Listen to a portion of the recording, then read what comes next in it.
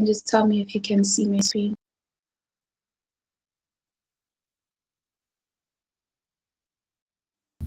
Your screen is visible. We can see it. Okay, thank you. So we can start with modeling a system. As I've said, we're going to be modeling a mechanical system. Okay, so basically, at the very basic level of any mechanical system, you have a mass spring damper system. What that means is you have a mass, which is the same mass as you had with your physics and stuff, and then you have a spring and you have a damper. That's, yeah, how it usually is. So I'm just gonna try to draw something that's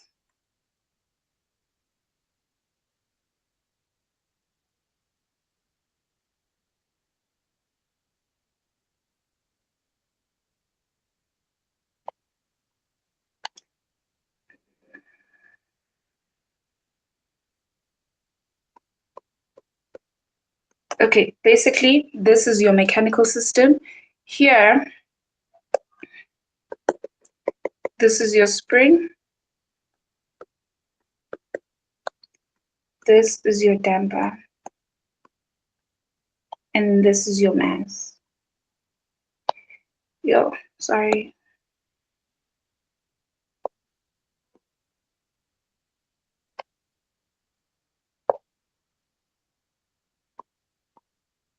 Okay. So when looking at this, the first thing that you need to do whenever given a mechanical system and you're told to model it, modeling it basically means find the mathematical equation.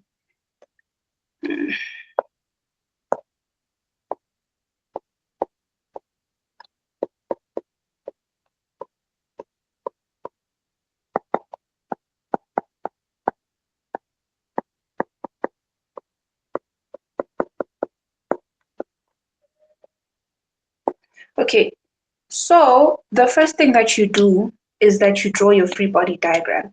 That is the most important thing.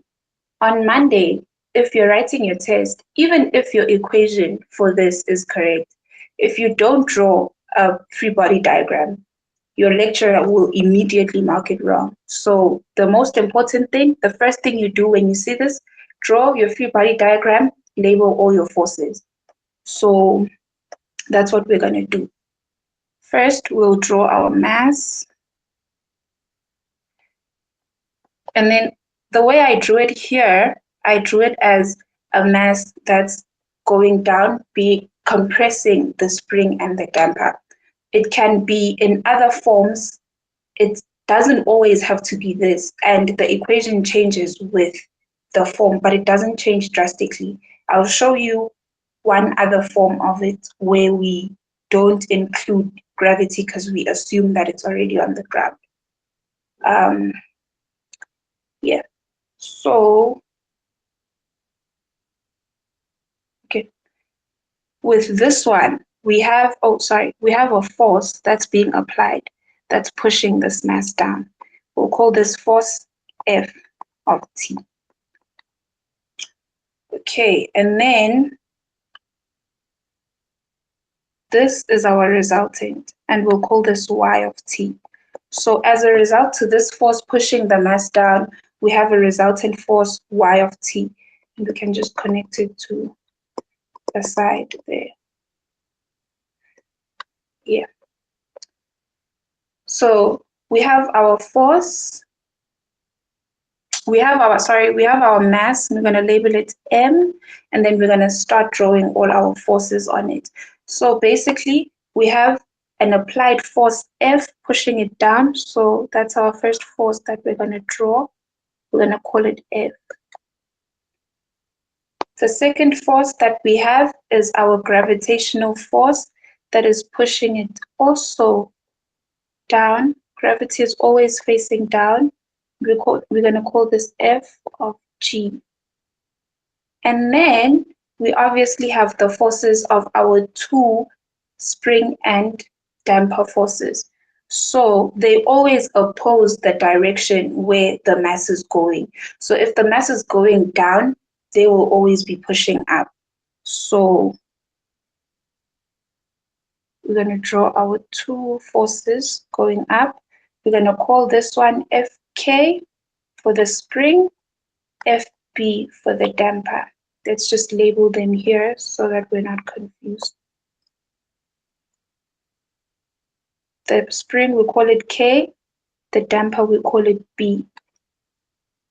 Okay, and then lastly, we have our resultant, which is also going down because the motion of this mass is going down, and we said we are calling it y of t. All right. So from this, the second thing you need to do after you've drawn your free body diagram is now define all your equations. So we're going to start with our, okay, let's just say our F, which is our applied force. We're just going to call it F of t. That's fine. And then we're going to move on to our Fg. Fg is our force due to gravity, and it's always mass times gravitational force. Gravitational acceleration, I'm sorry. And then we're going to move on to our spring force, which is Fk. Fk usually is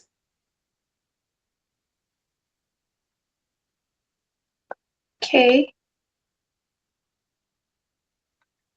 y of t, depending on what y of t is.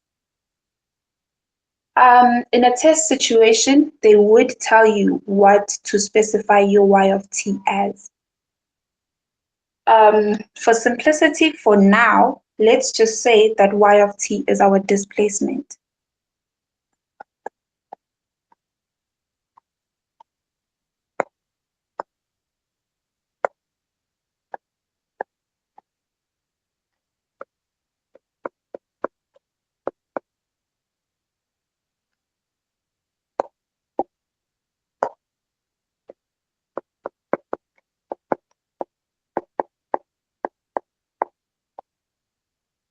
Okay, so if you remember properly from physics, we go from displacement. I'm just going to write it here, up here. Let me change the color to blue. We go from displacement, which is x, we go to velocity, and then we go to acceleration. We do this by deriving. So d of dt, d of dt. Okay, so we can say that if x is our displacement,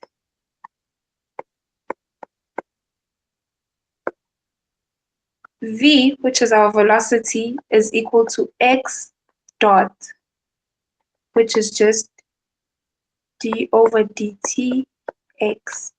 And we can say that a, which is our acceleration, is x double dot, which is d squared over dt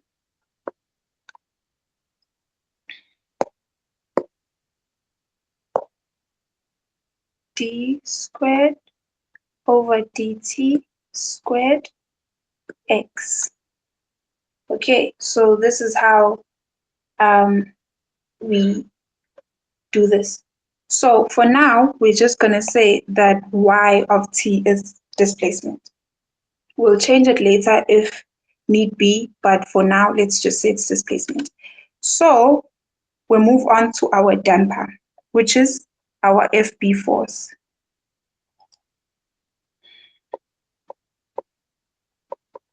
So the damper, the equation for the damper is B y dot of t.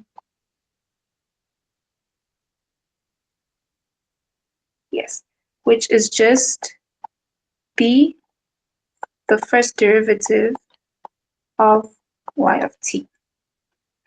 So these are your equations. Given that y is displacement, these are your equations for a mechanical system. What I am unsure of is if you are given these equations in like a formula sheet. I do not think so. So to be on the safer side, know these equations. It's very important for you to know them because if you don't know them, you can't model your system. So make sure that these equations you know. Moving on.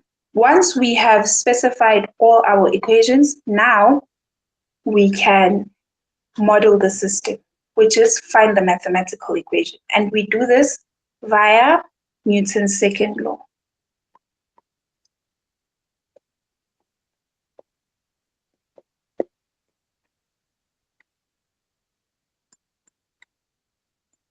Which says F net is equal to MA. Okay, so what we're going to do is that all the forces that are in, just like how we did in metric, all the forces that are in our free body diagram, we are going to include in our mathematical model based on their arrows. So it's up to you what you define as positive and as negative. If you want to define down as positive, that's fine. If you want to define up as negative, that's fine. But make sure that you're consistent. What I like to do is I always define my applied force as positive, and then everything else will fall into place based on my arrows. But it's completely up to you, it's preference. So, yeah. So if we're going to start with our applied force, and I said that my applied force is always positive. So we have F of T.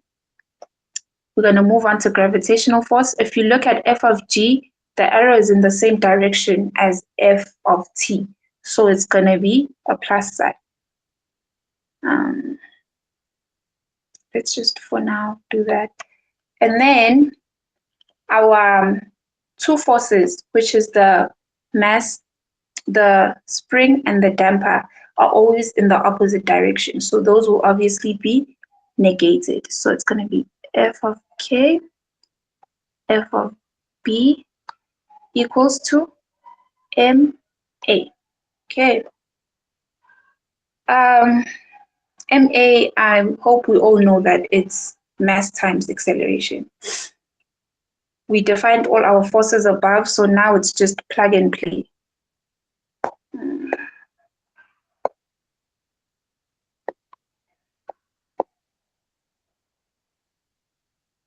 So we'll plug that in.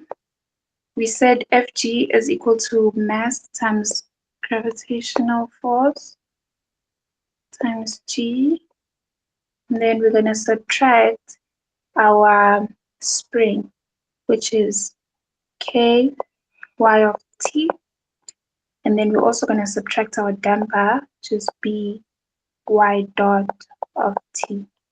Then we're going to equate that to M A, which is acceleration. And lucky for us, we already defined what acceleration is in terms of displacement. We said it's x double dot, but in this case, since we're using y, it's going to be y double dot. Okay. So basically, this is your final full model, mathematical model, but you have to clean it up a bit. I know Teresia likes it in a certain way. So it makes sense that in derivative equation, you would have a d squared, and then you'd have a d to the power of 1, and then a d to the power of 0. So how you're going to sort this, okay, let's just write it in terms of d first so that we don't get confused.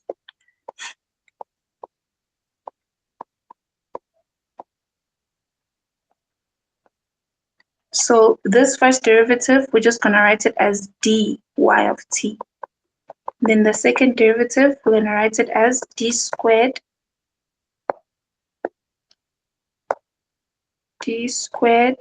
y of t. And then we're going to try to clean this up a bit. We're going to leave the applied force on one side. We're going to put the second derivative first, t. And then the first derivative, it's going to be a plus because it's crossing the equal to sign. And then the two terms that don't have derivatives. They can be in any order. Start with the positive one.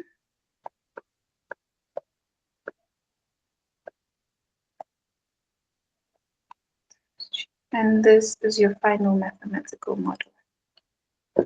Okay, so this mathematical model is dependent on what y of t is defined as. If you look at the paper 2023 and 2024, they're defined as different things in both papers. In 2024, y of t is defined, it's x of t here, it's the same as what we were using as y of t, but it's defined as acceleration, not displacement anymore. So in that case, your f of k and your b of k functions would change. Let's just try that one out. And then I think if we do that one, you will be able to do the one where y of t or x of t is velocity instead of displacement or acceleration. So she just changes them like that every year, but 9 times out of 10, it's a mechanical system. Let's just try it with y of t as acceleration.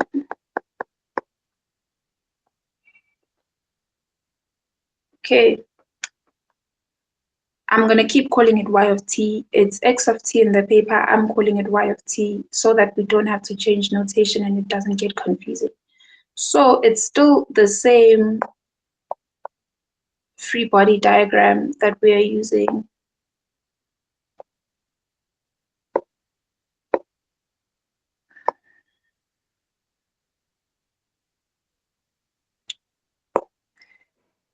Yeah, it's still the same free body diagram that we're using.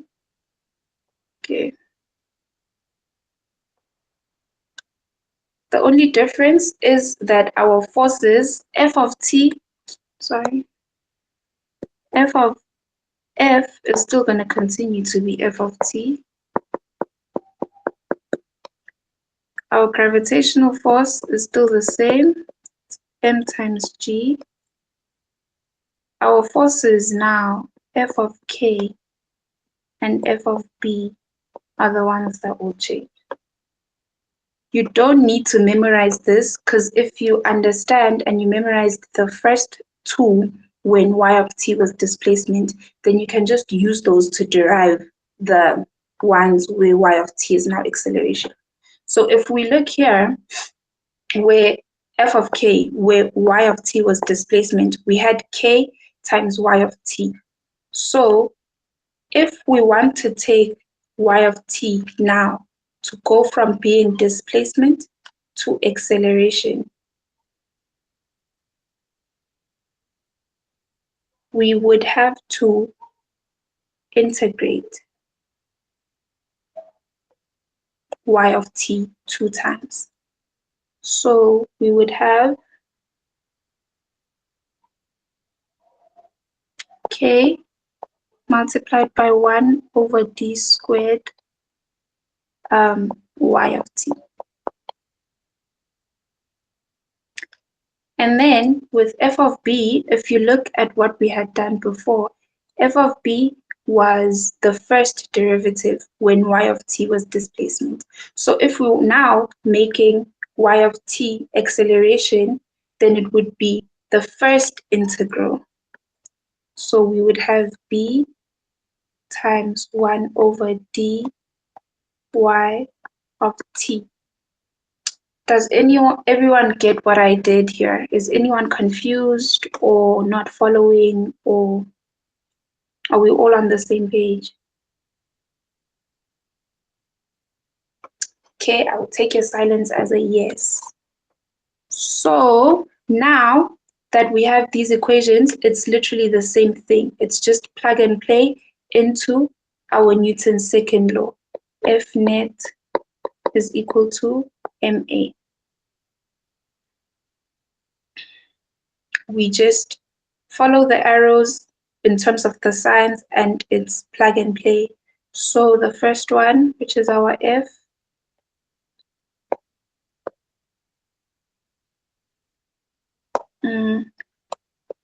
plus f of g minus f of k minus f of b is equal to m a k. And then we plug in our equations. F of t, m times g. F of k, we have an equation for f of k. It's k times 1 over d squared y of t minus f of b. We have our equation for f of b. It's going to be b 1 over d squared. Nope, not squared. Y of t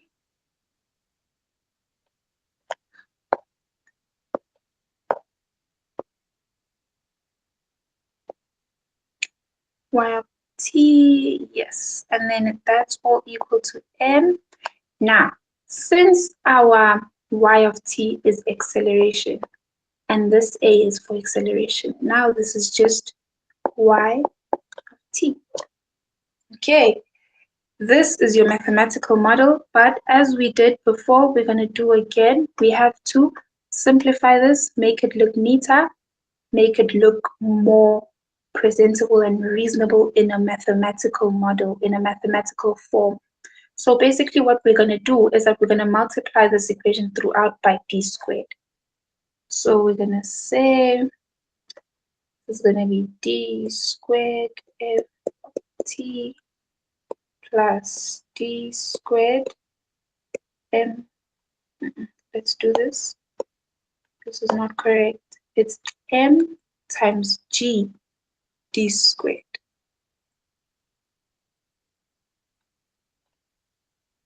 And then minus the d squareds cancel out, and then you're just left with k y of t plus b. One of the d's cancel out, so you have d y of t left, and it's equal to m y m d squared y of t. As you can see, I'm putting the constant in front of the derivative sign. That's how you should always write this. Put the constant in front of the derivative sign. It makes it easier to see things that cancel out. So at this point, we want to leave this function on its own because it's a different function than the rest of my equation. So we will leave d squared f of t alone. Then we're going to equate that to, we're going to start with the function that has d squared. So m d squared y of t minus, no, I think I made a sign error here. Sorry. This was supposed to be minus. So when it crosses the equal to sign, it's going to be plus b dy of t, and then we have plus k y of t, and then this term will go to 0 because this is basically the second derivative of a constant, which is 0. So this term falls off. I don't know why that did that. Yeah, that term falls off, and then this is your final that's your final equation mathematical model when y of t is acceleration. And as you can see, it's a little bit different from when y of t is displacement, but you follow the exact same principles. All that you do is you integrate or you derive, based on what they told you is your y of t or your output or whatever it is. So as long as you know these,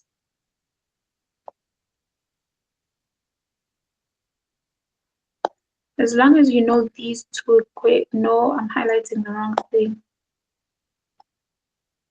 It's these two equations.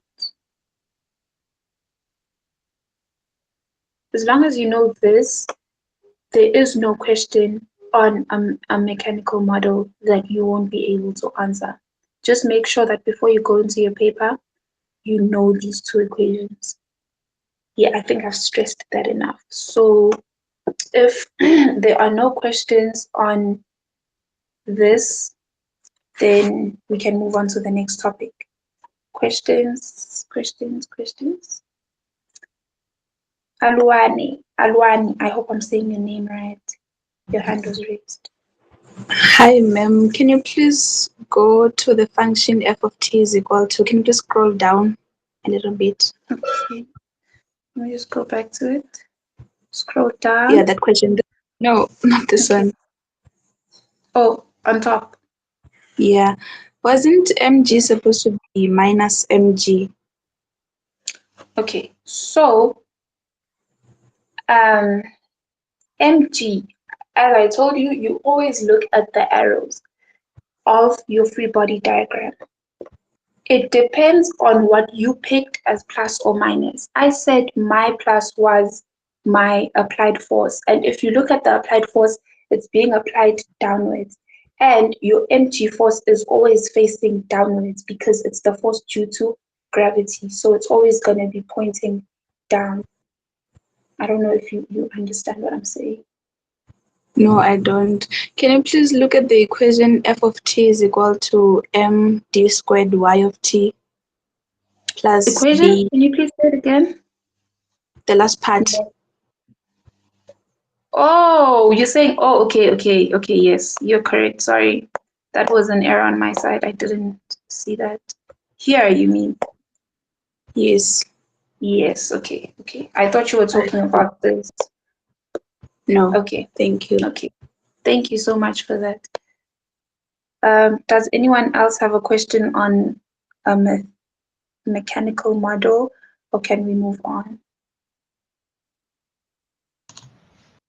Hi. Hi.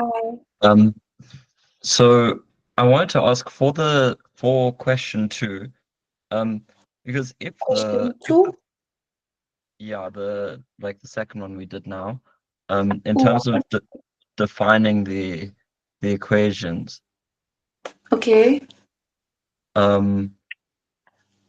I don't understand why f of k is 1 over d squared and f of b is 1 over d, if considering acceleration is if acceleration is like our y of t, shouldn't f of b just be b times y of t? Because then it's that b constant times by acceleration. Mm, okay, let's look at it. Let's look at, yeah. Oh, I'm on the right thing. Okay.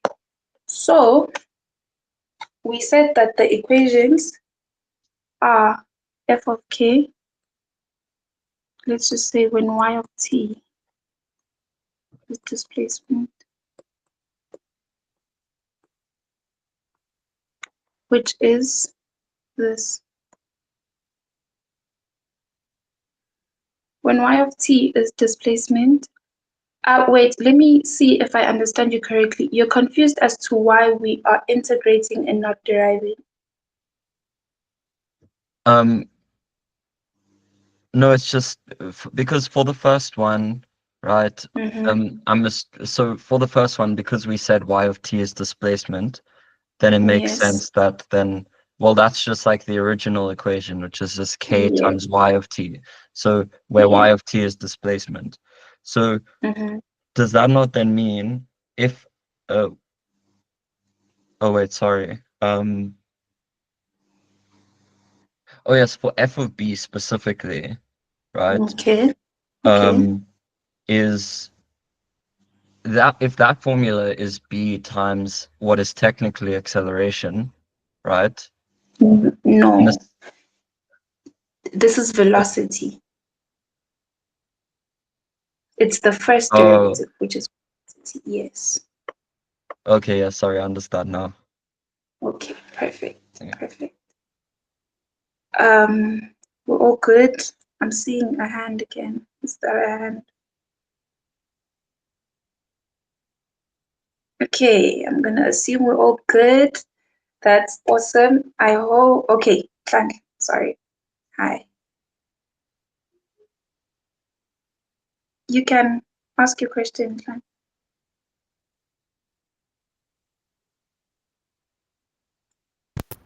Okay, sorry about that. I was trying to unmute the mic.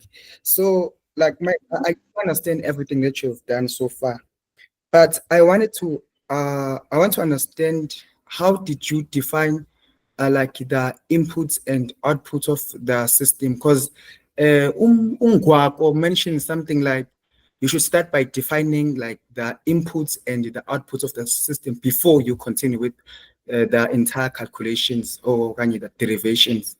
So I want to get that. Okay, thank you so much for that question.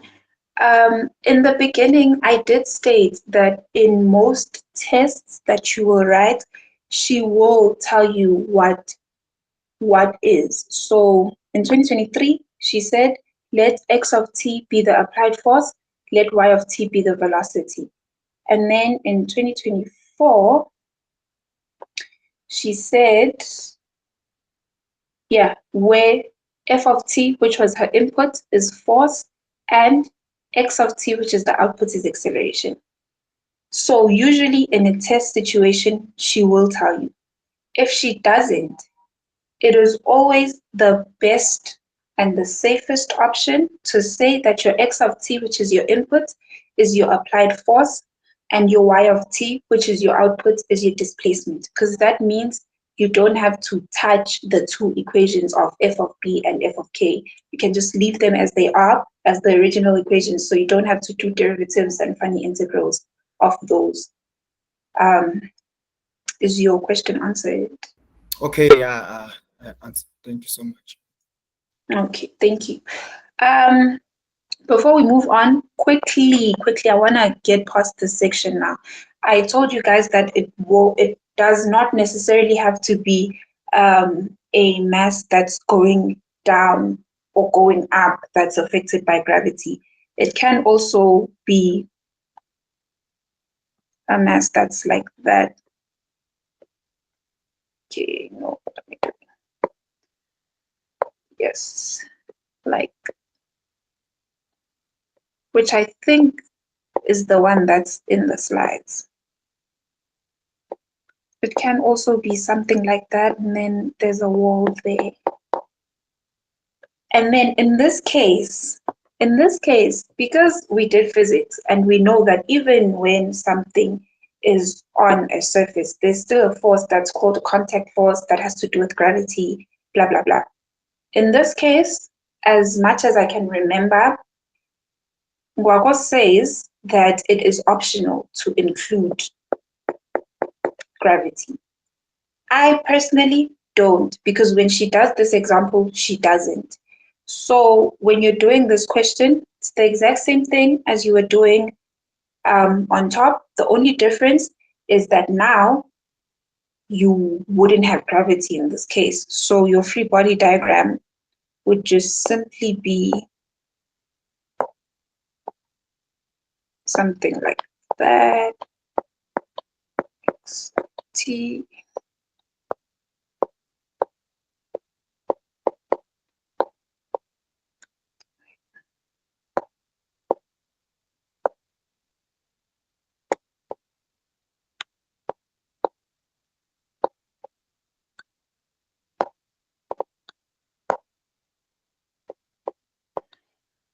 That would be your free body diagram. That's what you draw. That's what you'd work out.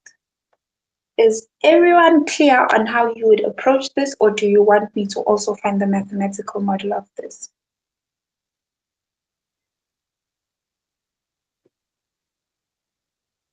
Okay, I'm seeing thumbs. I will assume we're good. We know how to model that. That is awesome. We can move on. The next thing that I want us to go over and do, time. The next thing I want us to go over and do is zero input response, which is sometimes, most of the times, right after this question or a part of this question. So we're just going to do one question on that, and I promise you guys that after we do that question, and if we do it properly, you will be able to do any question that is related to that. So let me just remove that, find a clean space to, yes. So we will use this as our question. We will say, oh, do you guys need like an introduction to zero input response? Or do you want me to just do the questions? Can one person please maybe? If not, for the sake of time, I'll just start doing the questions because I feel like if I do the questions, you'll get an understanding of what it is, what it's for, how you do it, which is all you need to know basically. So if we have problems during, okay, hi. I'm so sorry. Please may you just quickly go through it if it's possible, and then before you start the question. No problem, no problem. So basically, as I said, we have two types of responses. We have something that's called a zero input response, and then we have something that's called a zero state response. Okay, so after system modeling, not system modeling, sorry, after system classification, like after you classify your systems, there will come a time, like right after, there comes a time where you're told that from now moving forward, we're only dealing with linear, time invariant causal systems. So we're no longer dealing with your non-causal, your time variant, or non-linear. Non-linear, you'll only see fourth year if you choose to go that route. But for now, we're sticking to linear, we're sticking to time invariant, we're sticking to causal. Okay, so we have our zero input response and our zero state response, which is basically what we use to solve equations. Zero input response, it's literally in the name. What it means is that we want the response of a signal when there is no input, when our input is zero. So in the last question that we were doing of modeling, where we had f of t as our applied force, we would equate that to zero. Let me just go back to what we were doing so I can show you. Yes. So here, if we look at this, this is our input, and then this is our output of the equation. So when we're doing a zero input response, basically what we would do is take this equation and equate it. Say basically, we would say that f of t is equal to 0, and we would equate this to 0.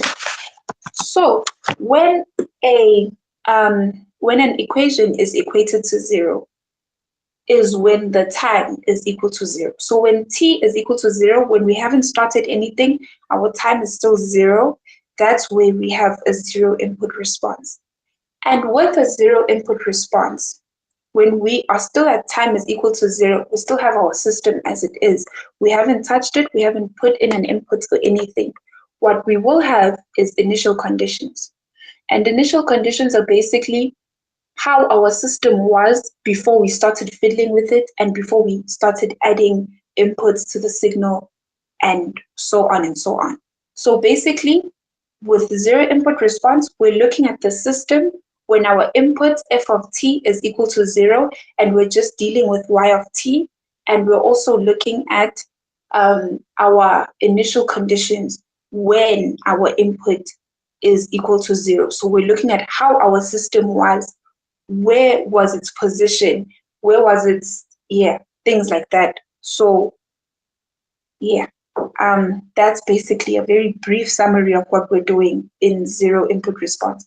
I will also go over zero state response when it's time. I don't want to, because I know you guys are trying to prepare right now, so I don't want to cloud your mind with a lot of things. So I will just we'll just do zero input response right now. Then zero state response we'll see when it's time to see it, format test 2 or something. Does anyone have any questions about my explanation of what a zero input response is? Okay, perfect. Perfect. I'm seeing thumbs. We like thumbs. We love thumbs. So yes. Let's look at, oh God, oh my God. Okay, that's fine. Sorry, my laptop is switching off.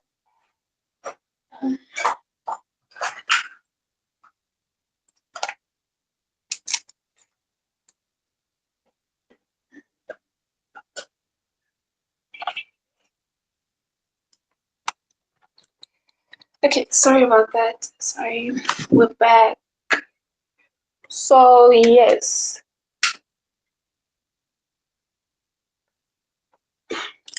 Given the equation, let's just write it down. It's gonna be d squared 5d 6 y of t is equal to d plus 1 x of t. And then we're also given, sorry, I want a bit more difficult initial conditions so that I'm not just doing the easy stuff and then.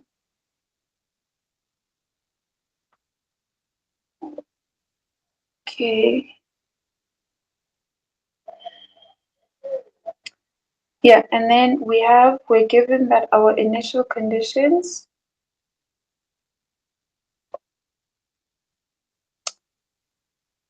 at y. Okay, let me just, this is not important, but just food for thought or whatever.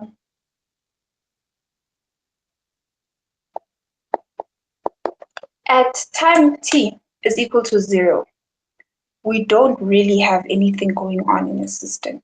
So we never specify anything to be at time t is equal to 0. Our initial, because as soon as time t is equal to 0, that's where our system starts.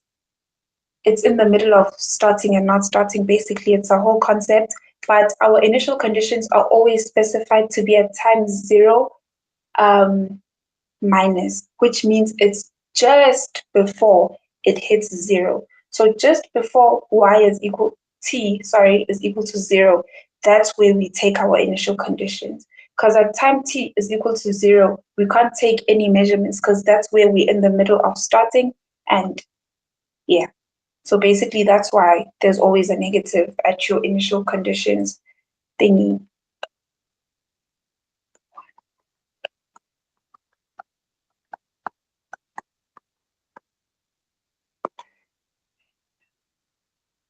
I think here, yes, y is velocity. Okay, so it's kind of similar to the 2023 that was done in the sense that I took the initial conditions from there basically, but the equation is not the same because the equation is not the same, but I took the initial conditions from there. I didn't want to do the one that I have here where it's just like they show you exactly what to do because she can trick you like this where you don't know how exactly to approach the equation given these initial conditions. So we're just going to go over this. I'm going to give you the steps in which you take to solve this question. Remember, we're finding the zero input response. So basically, we are finding the response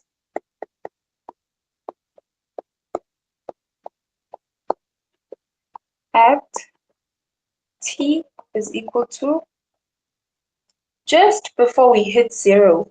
What is our system response? As you go along, I think even in this course and in later courses, you will get to know that we call the zero input response a lot of things, the natural response, the Yeah, it basically has a lot of names, but it's exactly the same thing. You do it the exact same way. It's always going to be the same. It's never going to change. So do yourself a favor, learn it now because it's going to come back. It's going to come back in this course, later time frequency domain, and it's going to come back next year. So yeah, let's try to do a good job at getting it properly now. Okay, so um, let's get to it. So basically, the first thing that you do in when you're given this equation is that you find your characteristic roots. So step one is that we find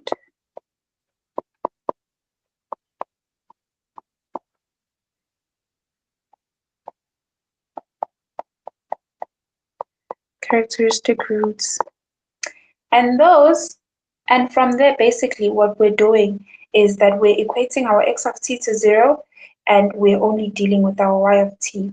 Our derivative, becomes this lambda squared plus 5 lambda plus 6. We equate that to 0. This is us finding our characteristic roots. And then depending on how you do quadratic equations, you will do this. I use a calculator because, yeah, I think it's easier. So using my calculator, I get that my characteristic roots are, the first one is -2, and then the second one is -3. That's the first step. You will get marks for this step. If you can, try to remember, write the steps down. Tell her, now I'm finding my characteristic roots. Show her this equation, show her your characteristic roots, just to show her that you know what you're doing. So, yeah. Now that you've found your characteristic roots, you move on to step 2. And your step 2 is you find your characteristic modes.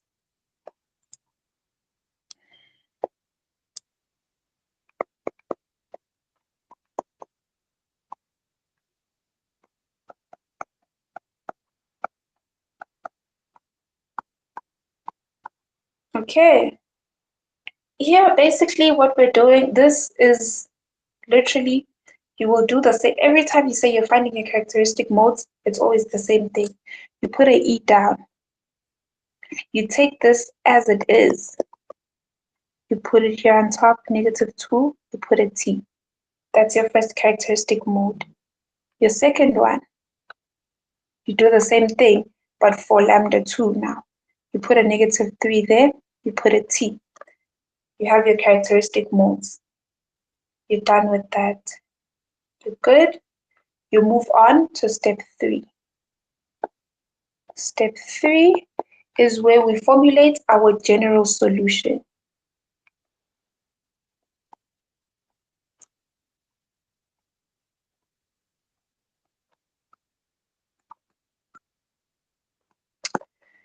By this, basically, what I mean is your y, which is your output, at zero state response at time t is basically going to be equal to, okay, that's a bit clustered. Let's try to make it more spaced out. Okay, y naught at t is going to be equal to, we put down our first constant. This is how you do it. This is how you do it every time. You put down your first constant, e to the -2t plus, C1, sorry, C1, C2, e to the -3t. If you had more characteristic modes, or you'd first have to have more characteristic roots. So let's say, I'm just going to let me do it in a different color so that it doesn't confuse us. Usually this is not the case. They don't usually do this to you in second year, but just in case they do. So let's say maybe you have another root, lambda3, so it's equal to 4. So you'd have another characteristic mode, E to the minus, nope, to the 4t, which means in your general solution, you'd also have an addition of C3e to the 4t. Okay, so basically with however many characteristic roots you have, that's the number of characteristic modes you have, that's the number of terms you'll have in your general solution. Okay, let me just remove this so it doesn't confuse us, but I hope you guys got what I was trying to explain with that. So when we're here now, you have your general solution. This is where we introduce step 4, which is evaluating valuator.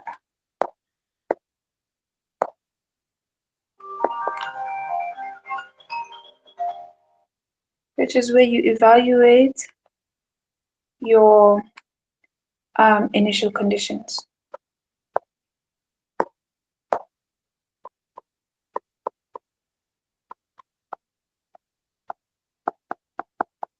Okay, before we get to that, let me just make sure everyone is good with what we've done so far. I know that this was a section that was done far back. So, no, not far back. It was done recently. So most of you guys may not have looked at it yet. So I want us to understand it now so that when you're actually studying, you don't have to spend that much time on it. So does everyone get what I've done so far? Everyone's cool. Awesome. Okay, so let's get back to it. Now comes the part where it's not really hard. Nothing about this is difficult. We just have to avoid silly mistakes, silly errors. Make sure that when you're in your paper, you read properly what's happening and you understand before you start answering the question. So if we go back, oh God.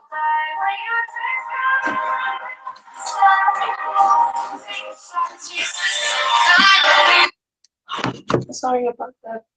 So when we go back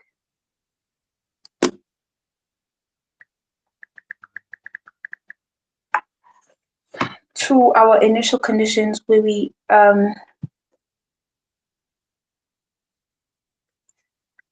define them, we have y at naught, y at t is equal to 0 is 3. That's the easiest one. That's straightforward. We all can see that. So we're going to say at y naught 0, our t is equal to 0. So it's going to be C1 E negative 2. We're going to put a 0. Wherever we see a t, put a 0. Put a 0. And then this is equal to, according to our statement, it's equal to 3. Okay, so this basically is C1, anything to the power of 0 is 1, so that's multiplied by 1, plus C2, anything to the power of 0 is 1, multiplied by 1, is equal to 3. Perfect. Okay, so you can do it now, you can do it later. I'm just going to do it now to avoid going back and forth. We're going to make C1 the subject of the formula, 3 minus C2. Then we're going to call this equation 1. Okay, and then we're going to go back to our initial conditions. Then we're going to see that we're given a second initial condition, which is S at t is equal to naught is equal to 1. And they said that our S is displacement. We had our Y, which is what we're solving for, is velocity. And now we're given an initial condition of S, which is displacement. This is something I forgot to mention. Should have mentioned it earlier, but it's fine. The number of equations that you have will equate to the number of initial conditions. So if you have 2 initial conditions, you know that you must have 2 equations. Right now we have 1, so we need a second equation. Okay. Yes, so Oh, if anyone has a question, you can just unmute your mic. Sorry, because I'm not on the meeting anymore, so I can't see when you raise your hand or anything. So yeah, um, we have our S is displacement. So if Y, okay,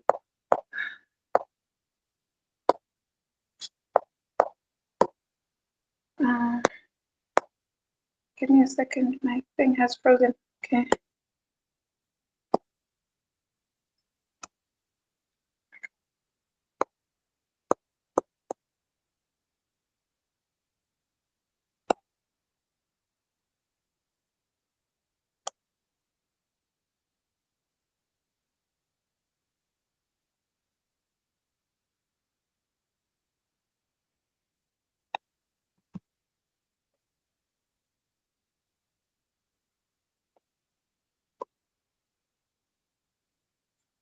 I'm having a bit of difficulty with my.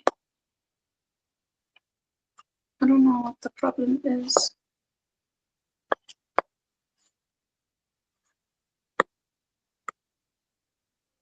Let me just. Oh God. Okay, let me try and do this.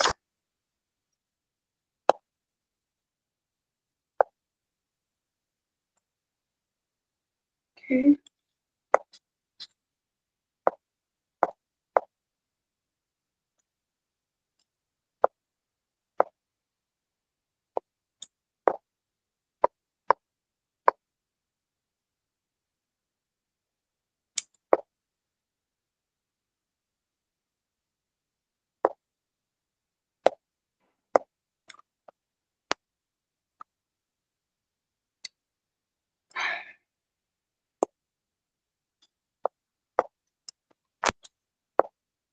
Yeah.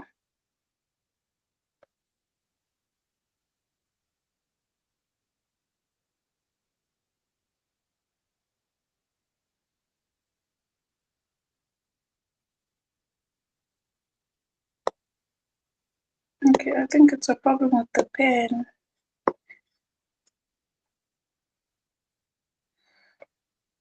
Oh God. Can you guys please give me a second? I'm just gonna stop sharing my screen for a moment.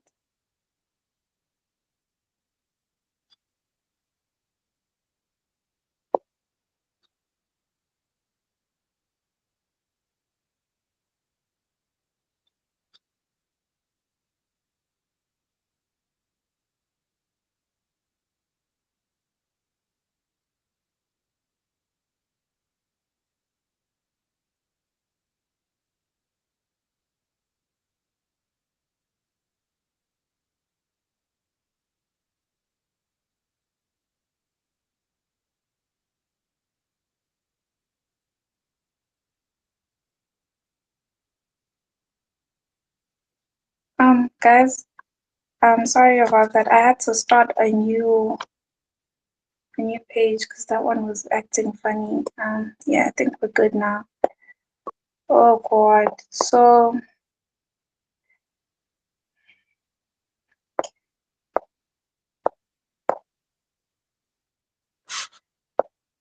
basically just gonna try to quickly write down everything that we had done on this question.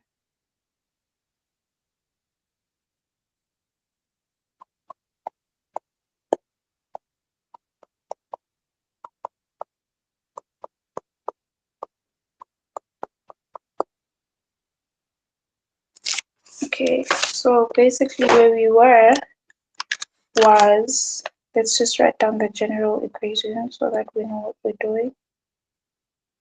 Equal to C1 e to the negative 2t plus C2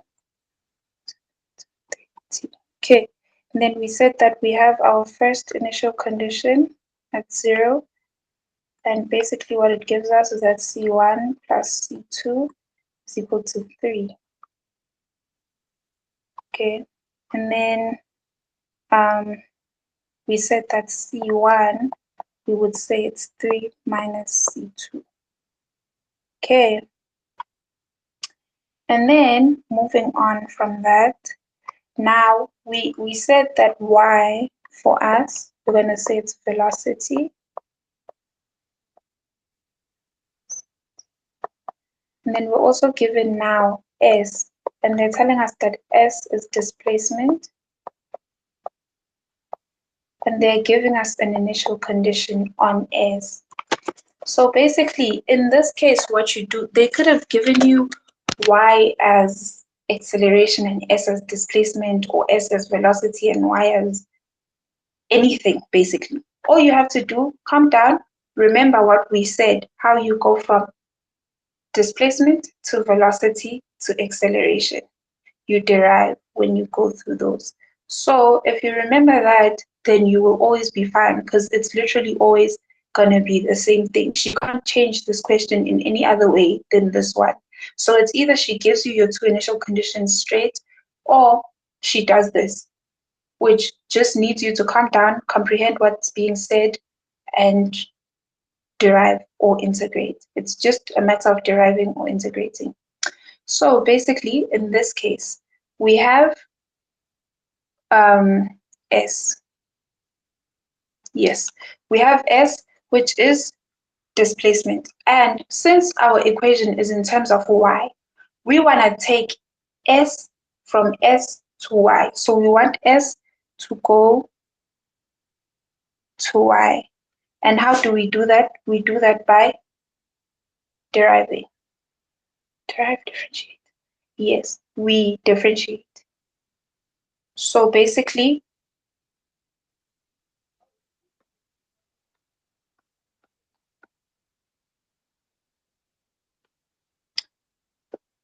this is what's being said in that statement of let S denote the system displacement and S of naught is equal to 1. They're basically saying that S is equal to the first derivative of y. So how do you approach this? You take your general equation as is. Okay. You take your general equation as is, which is y naught at t, and you take the first derivative of that. This is basically, I won't even say it's first year, because I think it's like high school maths. Easy high school maths. So it's basically going to be just negative 2 c1 e to the power of minus 2 plus, nope, no, it's going to be minus, because the sign comes down with it. So it's going to be minus 3 c2 e to the negative 3t. Okay, so this is basically our S. This is basically our S.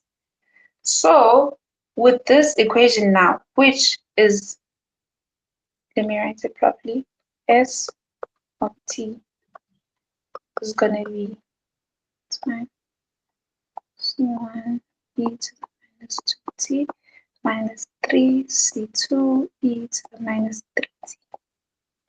This equation is basically, we're going to get our equation 2 from this. So basically, they gave us S as displacement. All they wanted us to get from that is that we are now dealing with, hi, sorry. Sorry, Abungile. Since we're given that S is displacement and Y is velocity, shouldn't we integrate Y to get displacement? Isn't S Okay. the integral of Y? Okay.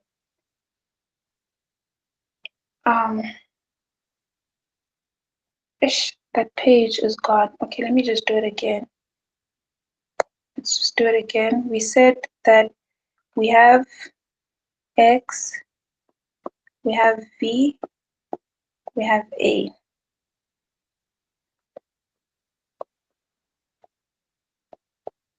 Ne? And we said that by this, basically, what we mean is that V is equal to X dot. Ne? So what we're saying here is that we're not saying that we're going from um, displacement to velocity. We're saying that in order to get S, which is what we want, Y, we have to derive Y. Y is basically the derivation of X. So this is the condition that we're dealing with. I don't know if you hear me, but it comes from here. Do you get what I'm saying? Do you Okay, get this? thanks. You Yeah, get I it? Are get you it. sure? Yeah, Is there anyone yeah, else sure. who's confused about that? So Okay. wait. So you're saying Okay. that S displacement Mhm. is equal to the derivative of velocity. Yes. Yes. I'm saying that. Yes, basically. And then if you want A, it would be X double dot acceleration. Okay, sharp. Thanks. Okay. It's like if you draw this, I think you'll get it. If you like in your paper when you get there, just do this, and then I think you can deduce it from this. Is there any? I get that it confuses me sometimes too, so it's a very confusing concept. Is there anyone else who's still confused about it? We can talk about it, dissect it if need be. Anyone else?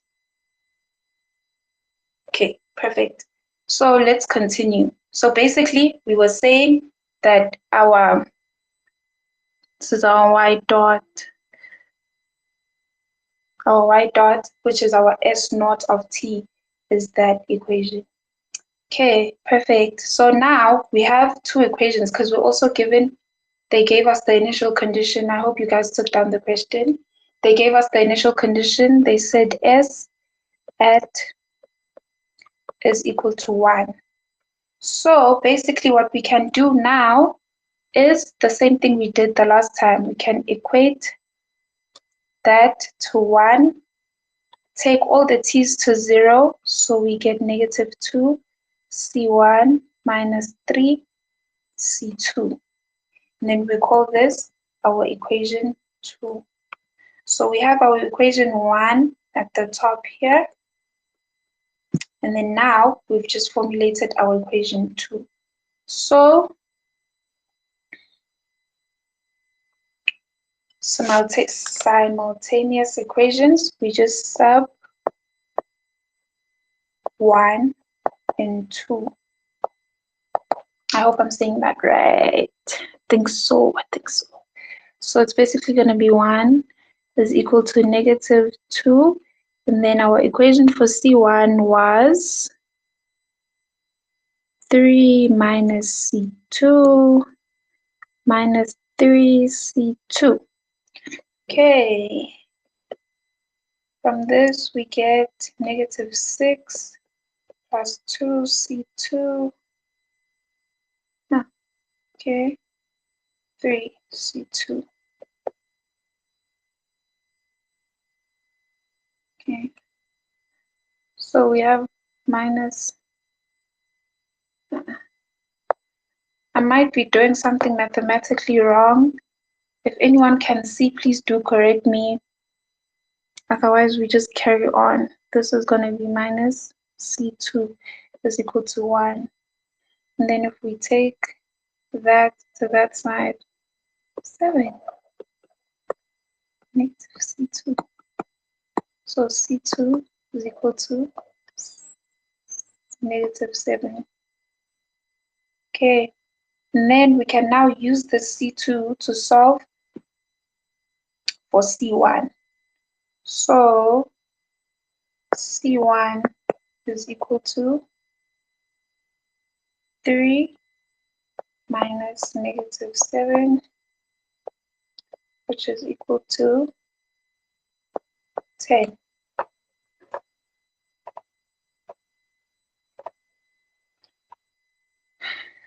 Okay, so now we have our full equation. which is going to be 10e to the minus 2t minus 7e to the minus 3t. Here we go. We have found our equation for, we have found our zero input response, basically, which is this. Okay, so that's how you approach that question. It's usually out of 6, can be more. Usually it's out of 6 though. So yeah, any questions? Any concerns that you'd like to raise on this section? Something that you don't understand or you're finding difficult to, yeah, now's the time. Sorry, ma'am. Mm-hmm. I still think to get from velocity to displacement, you integrate. Okay, let's have a look at it.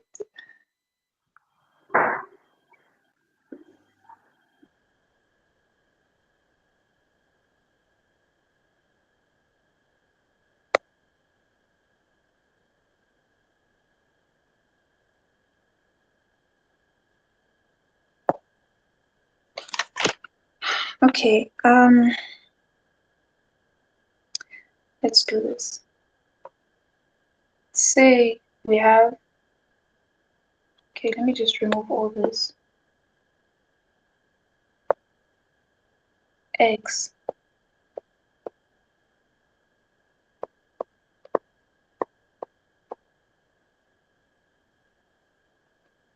if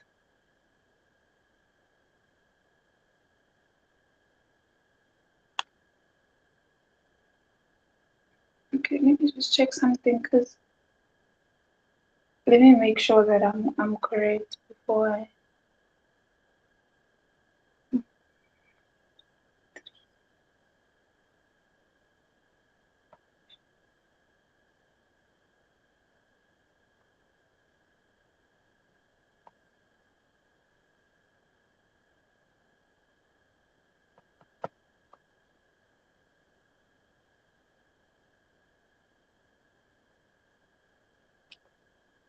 Okay.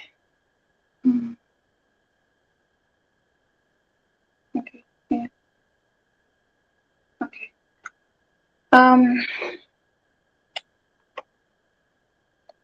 We have X as displacement. And then if we want to write V in terms of X, how do you think we would do it?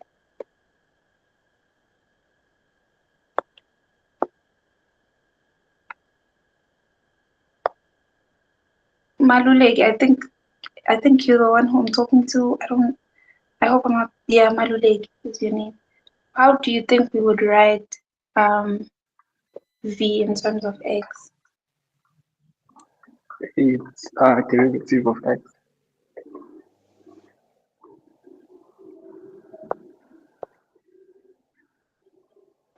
And how would we write A in terms of X?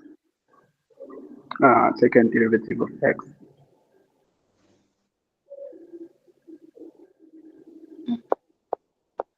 Okay, so basically what I'm saying is I'm not saying that you are going from displacement to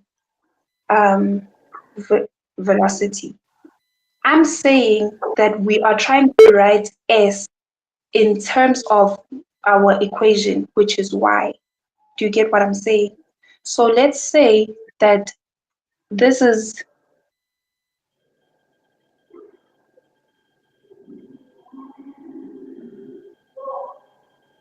okay, yeah. So basically what we're looking at is this. Okay. Okay. I think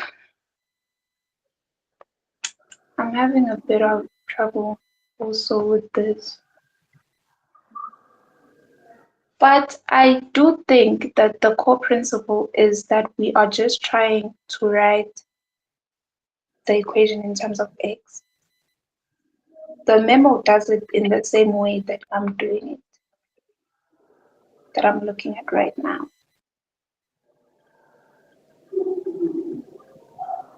So yeah, let me look into this a bit more and try to find a proper explanation. I don't know if you guys have a group or something that I can speak to you in when I do have the answer to it of why it's like this. I just know that it is like this. Okay, yeah, we do have a group. I will ask to be included in the group. All right. Yes. Other than that, do we have any other questions? Other than the confusion of the integral or derivatives operation?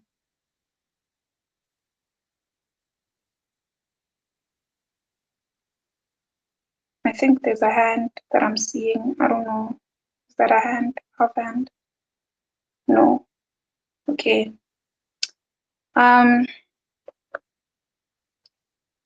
Yes, let me just look into the whole derivative and integral thing.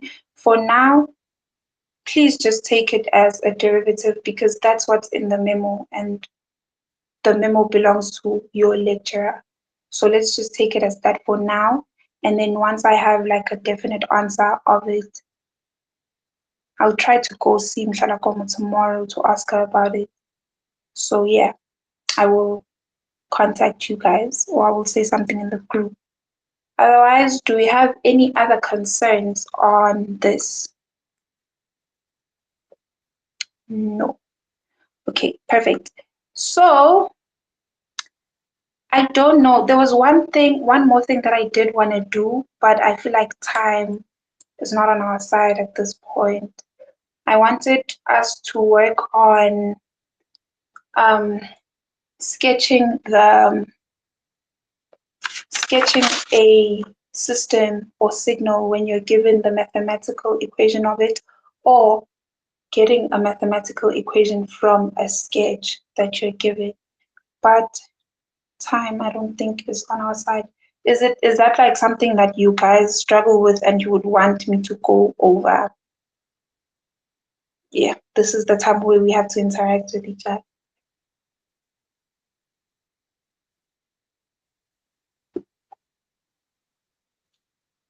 Yeah, if possible. Okay, that's one person. There's like over 21 of us here. Can I hear more?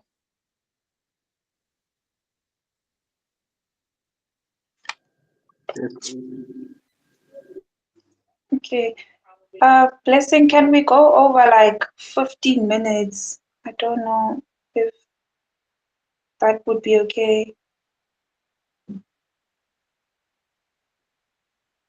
Okay, I don't know. Maybe he's doing something. Let's just quickly try to go over it so that we know that we've covered most of our bases, and the only thing we'll have left, oh God, is system and signal classification. I don't know how we're going to do that. I'm going to try to get notes, like proper notes that are not like your slide notes to you guys that can help with that. But for now, let's just try to draw a signal and yeah, fun stuff. Okay, let's go to your tutorial one. I think that it wasn't difficult, but it was like a bit on the challenging side compared to the tests that I've seen. So if we can do those ones, then I think we'll be good. Let me just try and open it. Oh, I don't know if we have the same tutorial one. So let me just open it and then I'll find out from you guys if it's the same.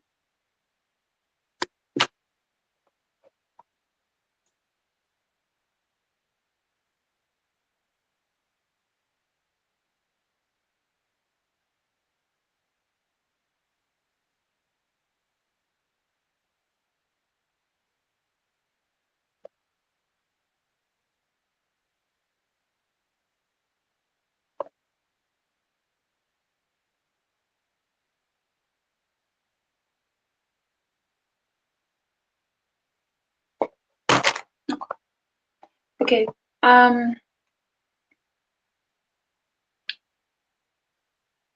Okay, nothing about this is challenging or difficult. I don't know why I said that.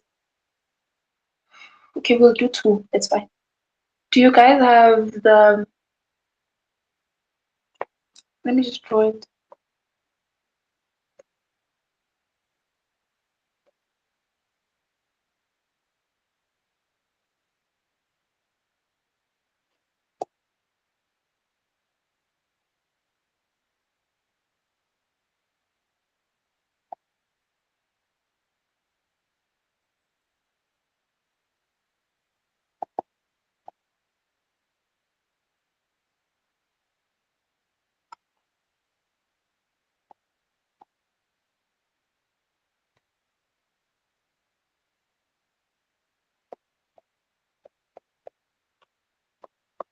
Okay.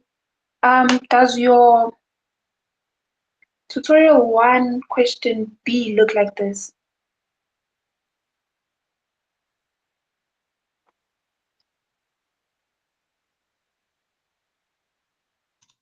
Yeah. Yes, no? Okay, perfect. Yes. Let's just quickly go over how to find the mathematical equation of this, and then we'll try to draw C. We'll try to sketch it, and then, yeah, shouldn't take too long. So, okay, basically with this, what I like to do first thing is to separate them, because, yeah. So the first thing I do when I have a question like this is that I would separate them. So the first one would be this one.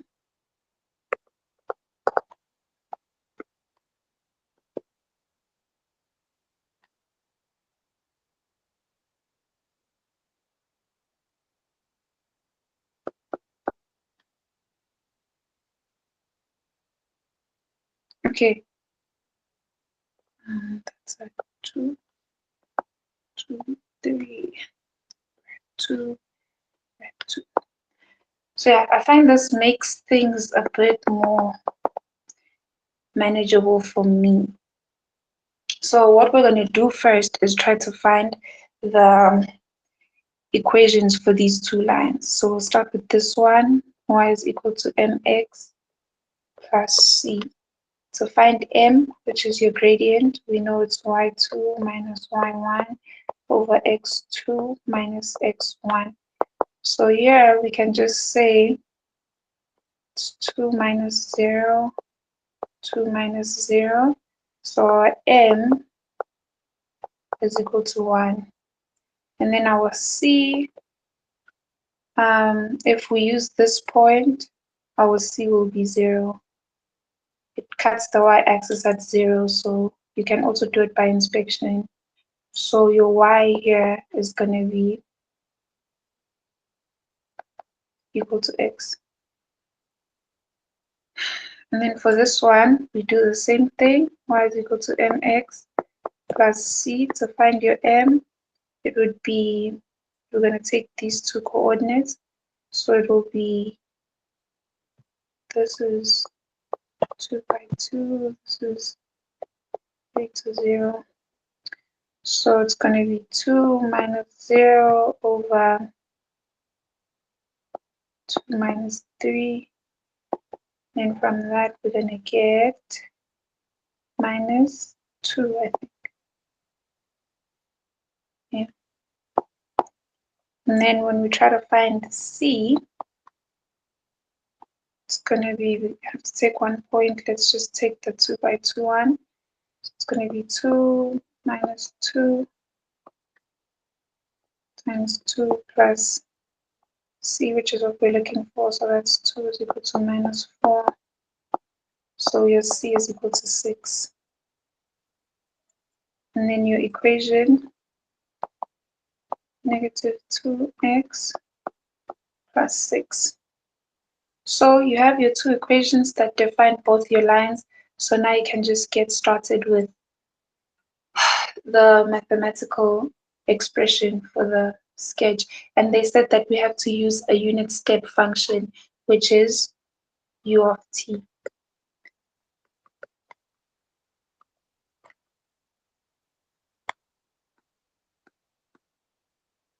I'm sure you guys all know because you did TSF and stuff, but this basically means it's 0 until it's 0 for all negative numbers, and then it's 1 for all positive numbers.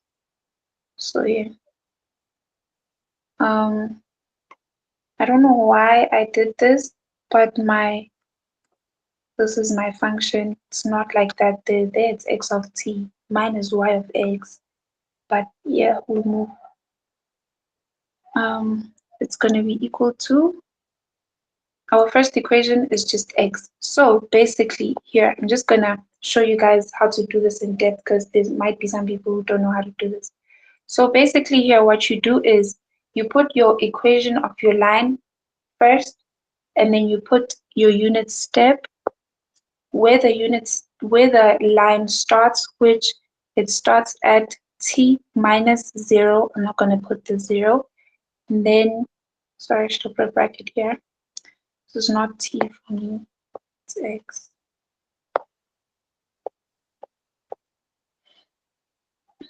Minus, it ends at,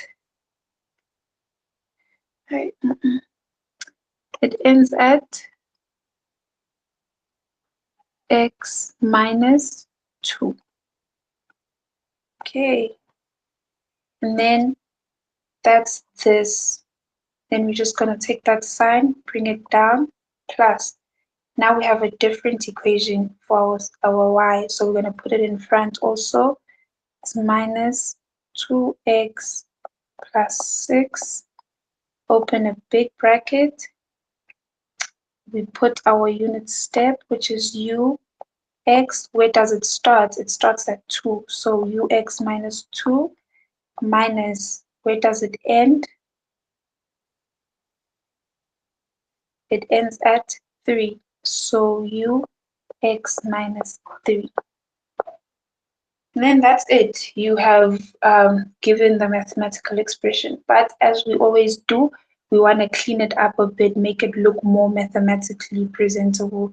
So I'm going to start by first getting rid of the brackets.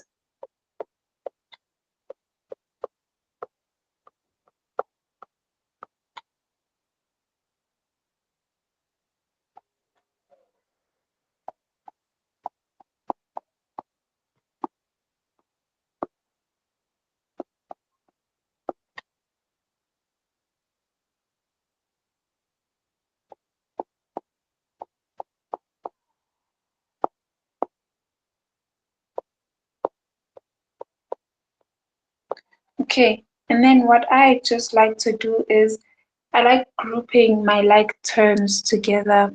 So I only have one u of x, so that's just going to be x u of x minus x minus 2. I have 2 of them, so it's going to be, I'm going to put that in a bracket, x minus 2x plus 6, and then you can just add those or whatever.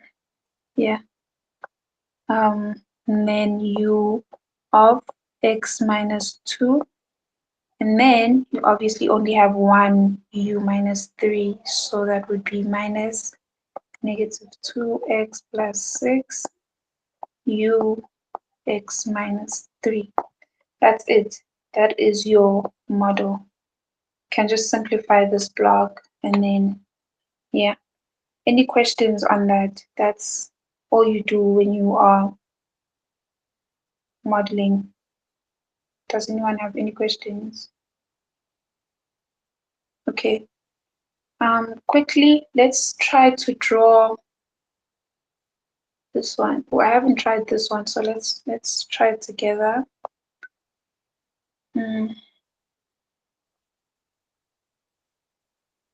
Okay, so we're at C. We're trying to draw C as it is, equation 2, I mean. So we're just going to try to draw it as it is. We're not going to, yeah. So basically, let's just draw our axis.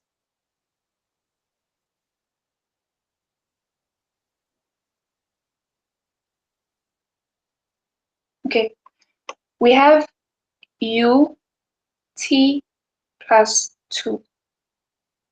when you have a plus on your u, you must know that it's on the left-hand side of your Cartesian plane. When you have a minus, it's on the right-hand side of your Cartesian plane.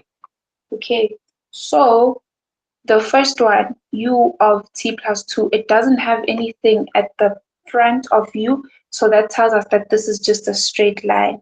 So basically, we have u of t from 2 to 1, and the amplitude is 1. If there was an amplitude of more than 1, it would be at the front of the t. So if the amplitude was like 2, then it would be 2t plus 2 and 2t plus 1. So since it's t plus 2, we know that the amplitude is 1. So we have minus 2 here, minus 1, 1, 2, 3, 4. Let's just divide. Okay, so from 2, -2 to -1, we have an amplitude of 1. So from there to there, we're at 1. Okay, and then we move on from that. And then now we have 2 u of t plus 1 minus u of t plus 2.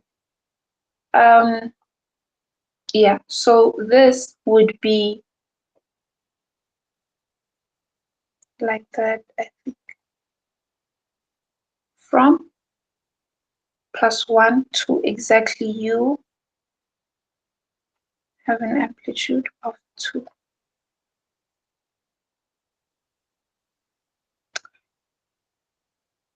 Okay, and then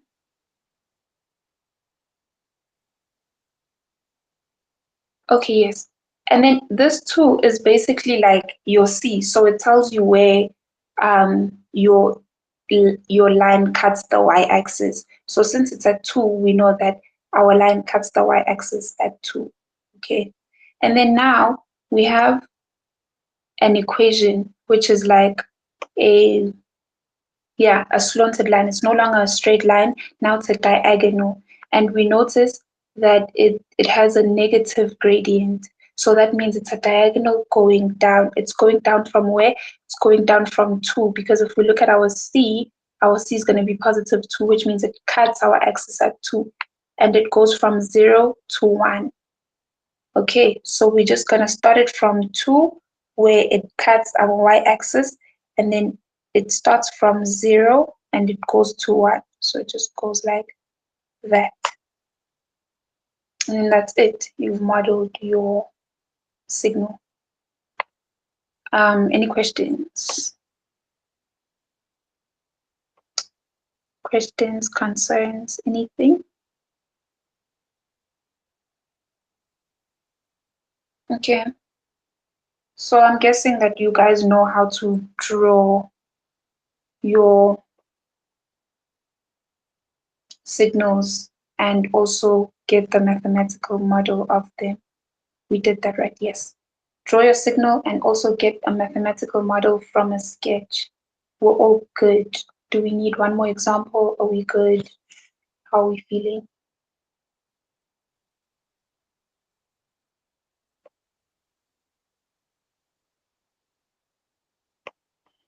Okay, I'll take the silence as we are okay.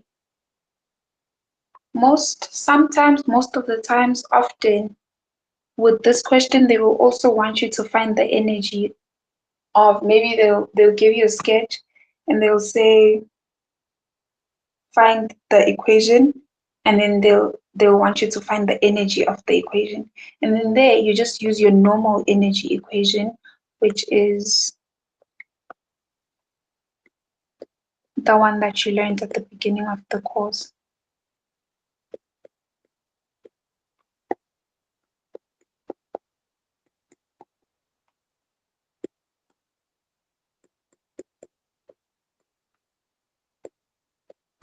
And then you just put your signal here. So in this case, you would put all of this here at x of t squared. It's horrible maths, but it's not difficult.